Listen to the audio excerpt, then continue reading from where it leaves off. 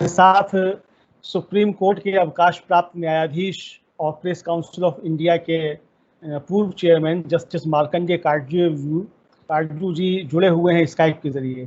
काटजू जी, आपका स्वागत है। नमस्कार। एक तो आपको शुभकामनाएं कि आप हस्तक्षेप में हमारे साथ जुड़े और हमारे दर्शकों के लिए आपने समय निकाला। देखिए, अभी जो आप यूएसए से लौट कर के आए, एक लंबा समय आप वहाँ बिता कर के आए हैं और वहाँ जिस तरीके से सक्रिय थे, मुझे लगता है कि बहुत कम लोग जो हैं वो अपनी ज़मीन से दूर रह कर के भी जो है वो इस तरीके से सक्रिय रहते हैं। अब आप जब भारत लौट के आए और उसके आने के बाद ही जो है वो लगभग कुछ ही दिन बाद यहाँ लॉकडाउन अचानक से लागू हो गया। हालांकि इस लॉकडाउन को लेकर के अलग अलग राय है लोगों की। कुछ का कहना है कि आवश्यक था, कुछ का कहना है कि ज़रूरी नहीं था। लेकिन ये लॉकडाउन जो है हमारी अर्थव्यवस्था और मज़दूरों के ऊपर जो है एक तरीके से एक जुल्म बन के जो है वो साबित हुआ। तो आपको क्या लगता है कि ये लॉकडाउन इसी तरीके से लगाया जाना चाहिए था और ज़रूरी था? ये लॉकडाउन बिल्कुल गलत था, बिल्कुल ज़रूरी नहीं था और ये जल्दीबाजी में हुआ है। ऐसा बड़ा फैसला लेने के पहले प्रधानमंत्री जी को बड़ा व्यापक चर्चा करनी चाहिए थी विशेषज्ञों के साथ और लोगों के साथ, और बड़ा चिंतन करना चाहिए था कईयों के साथ। ये जल्दी हड़बड़ाहट में फैसला हुआ है। 4 घंटे का नोटिस जनता को 24 मार्च को 8 बजे दिया गया कि आधी रात को से लागू हो जाएगा। बिल्कुल गलत था। मैंने इस पे एक लेख लिखा है, वो अंग्रेजी में एक वेबसाइट है नया दौर.tv, पाकिस्तानी वेबसाइट, उसमें छपा है अंग्रेजी में, जिसका नाम है a balanced approach is needed to deal with Covid. आपके सामने अगर कंप्यूटर है आप अभी निकाल के देख सकते हैं। नया दौर.tv में ये लेख balanced approach is needed to deal with Covid. और ये अभी एक हिंदी वेबसाइट है सत्यहिंदी.com, जो ये आशुतोष चलाते हैं, उसमें भी छपा है कि संतुलित दृष्टिकोण होना चाहिए ये कोरोना को निपटने के लिए। ये उसमें भी छपा है आज ही। तो मैंने उसमें ये लिखा कि देखिए, कई चीजें इसमें आपको समझनी है। एक तो ये कि एक संतुलित एक कंपैरेटिव चार्ट बनना चाहिए था कि कितने लोग मरते हैं टीबी से, कितने लोग मरते हैं फ्लू से, मलेरिया से, डेंगू से। इस दौरान में ये कोरोना से सिर्फ करीब 3000 कुछ लोग मरे हैं हिंदुस्तान में। 3000 कुछ लोग मरे। अमेरिका, जिसकी आबादी हमसे 1/4 है, वहाँ 91,000 लोग मरे हैं। तो इससे साबित होता है कि यहाँ के लोगों को इम्यूनिटी ज्यादा है, इतने लोग नहीं मरते हैं। दूसरी चीज, मुश्किल से 2-3% लोग जिनको कोरोना हो जाता है वो मरते हैं, बाकी सब फिर से ठीक हो जाते हैं, रिकवर कर जाते हैं।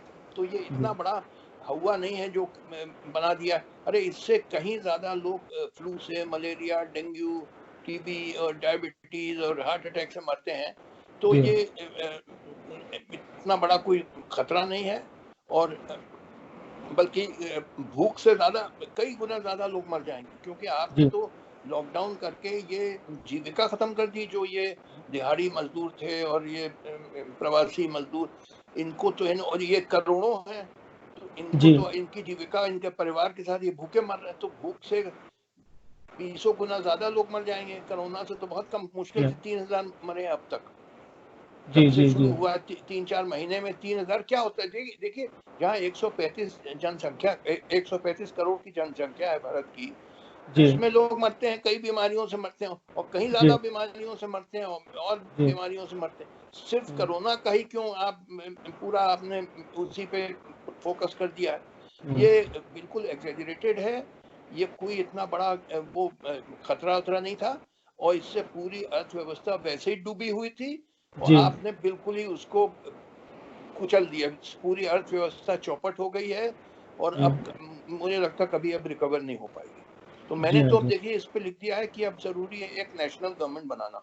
ये जो समस्याएं देश के सामने आ गई, मेन समस्या आर्थिक समस्या होती है, बेरोजगारी, गुर्बत वगैरह की, तो ये अब ये मोदी जी के संभालने की बस की बात है नहीं। ये समस्या बहुत बड़ी है, मोदी जी के बस की बात नहीं है। इसके लिए जैसे एक देखिए नेशनल गवर्नमेंट बनी थी मई 1940 में, जब जर्मनी के हमले का खतरा था, तब विंस्टन चर्चिल ने, वो प्राइम मिनिस्टर थे, उन्होंने नेशनल गवर्नमेंट बनाई। उसमें विपक्ष के नेता एटली को भी डिप्टी प्राइम मिनिस्टर बना दिया और कई लेबर लीडर ऑपोजिशन को उनको मिनिस्टर बना दिया। बल्कि 5 साल तक कोई ऑपोजिशन नहीं था ब्रिटिश पार्लियामेंट में, क्योंकि ऑपोजिशन गवर्नमेंट का हिस्सा हो गई।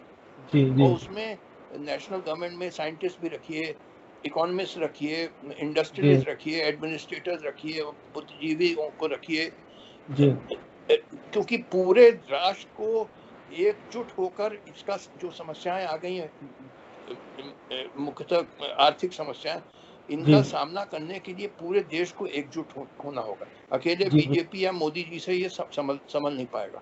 और अभी इजराइल में ये रविवार को, ये पिछले रविवार को जहाँ पे जो prime minister Benjamin Netanyahu prime minister पहले 18 महीने रहेंगे, और लीडर ऑफ ऑपोजिशन जो बेनी गैंट्स है उनका नाम, वो अगले 18 महीने वो प्राइम मिनिस्टर बनेंगे। तो ऑपोजिशन भी अब नेशनल गवर्नमेंट का हिस्सा हो गई। तो उसी का अनुसरण करके मोदी जी को भी तुरंत बनानी चाहिए नेशनल गवर्नमेंट, क्योंकि ये जो संकट देश पे आ गया है, अब ये और कोई तरीका नहीं है इसको संभालने का एक्सेप्ट बाय नेशनल गवर्नमेंट। नहीं, आपका सुझाव एकदम सही है, मुझे लगता है कि इस पे और बात होनी चाहिए। लेकिन समस्या ये है कि जिस तरीके से हमारा जो सत्तारूढ़ दल है, वो जो अब से इस समय व्यवहार कर रहा है, इस आपदा के समय में भी, तो वो व्यवहार किसी भी तरीके से ना तो डेमोक्रेटिक है और ना वो व्यवहार जो है वो राजनीति की मर्यादाओं के अंतर्गत है।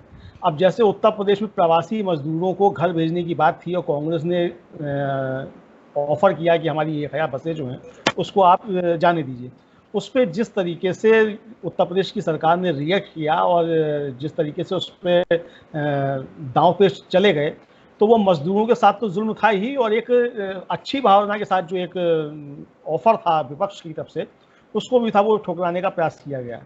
तो ऐसी जब मनोभावना जो है सत्तारूढ़ दल की है, तो आपको लगता है कि सत्तारूढ़ दल जो है अपने जो स्वार्थ हैं, उसके निहित स्वार्थ हैं, उनसे ऊपर उठ के जो है देश हित में सोच पाएगा? उठना होगा। सत्तारूढ़ दल के पास कोई विकल्प नहीं है नेशनल गवर्नमेंट के अलावा, नहीं तो पूरा का पूरा मुल्क डूब जाएगा। जी, आप देखिए समस्याएं इतनी विशाल हो गई हैं कि अब ये बीजेपी और ये मोदी जी के संभालने की बस की बात नहीं है। जब तक पूरा देश का एकजुट न होएगा, ये समस्याओं का सामना नहीं हो पाएगा।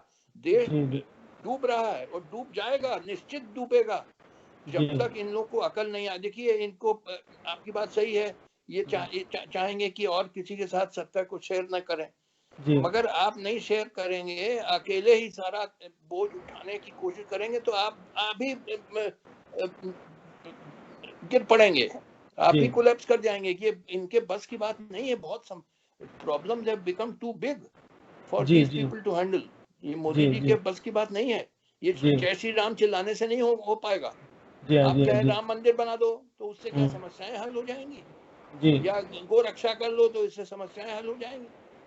समस्याएं जो है आर्थिक हैं और बहुत विकट और विशाल हो गई हैं। ये और कोई तरीका नहीं है एक्सेप्ट बाय नेशनल गवर्नमेंट। और जिसमें साइंटिस्ट भी रखिए, सिर्फ पॉलिटिशियन नहीं, साइंटिस्ट और इकोनॉमिस्ट और इंडस्ट्रियलिस्ट और ये इंटेलेक्चुअल्स को रखिए, सबको, मीडिया वालों को भी रखिए, सबको एक साथ होना होगा। क्योंकि देखिए जब ये मई 1940 में इंग्लैंड पे नाजी इन्वेजन का खतरा सर पे आग मंडराने लगा, क्योंकि पूरा यूरोप को हिटलर ने जीत लिया था, सिर्फ इंग्लैंड रह गया था, रशिया और इंग्लैंड। तो इतना बड़ा संकट आ गया था कि तब सब लोगों को महसूस हुआ कि जब तक हम लोग एकजुट नहीं होंगे, हम ये हिटलर का सामना नहीं कर पाएंगे।